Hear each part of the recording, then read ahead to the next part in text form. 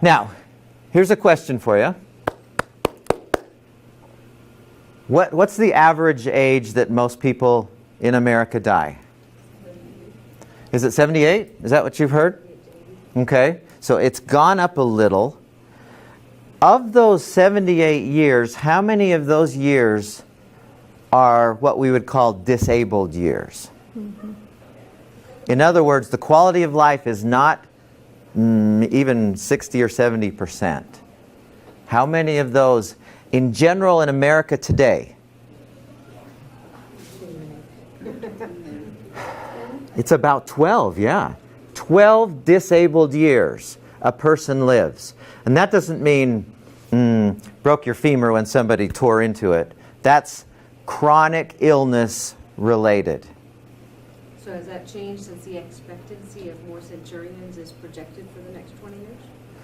Do you expect that it'll be 20 years of incapable years? Or? Well, the problem is diabetes is going out of control. Heart disease hasn't changed a bit.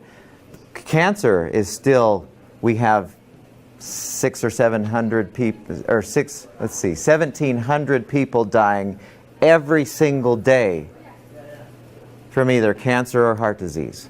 And diabetes, they say by the year 2025, 1 in 2 people will be pre-diabetic or diabetic. So I would say that that number might increase, even though we might be living longer and we're able to support people living longer medically.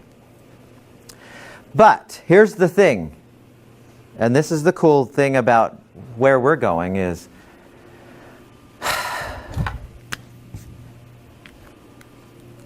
as we do the things that we know lead to optimum health, we can take that 12 years down to 1. That's the message that the people who study.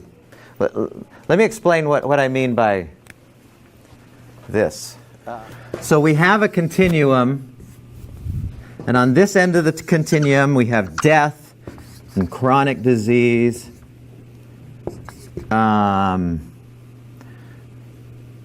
poor health, about in the middle we have,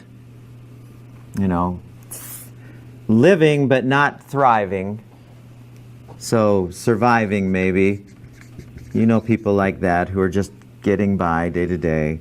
And then at this end we have optimum health,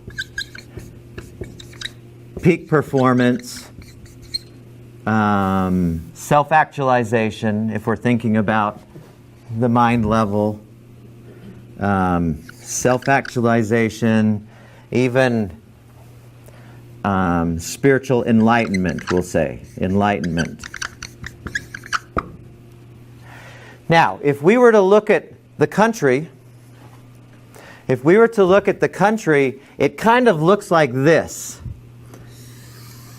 It's a bell curve where there's quite a large group over here, but it's not most of the people.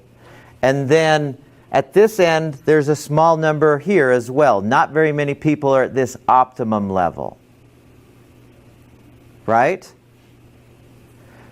But it's a continuum. Now, the medical world plays almost entirely, with this direction.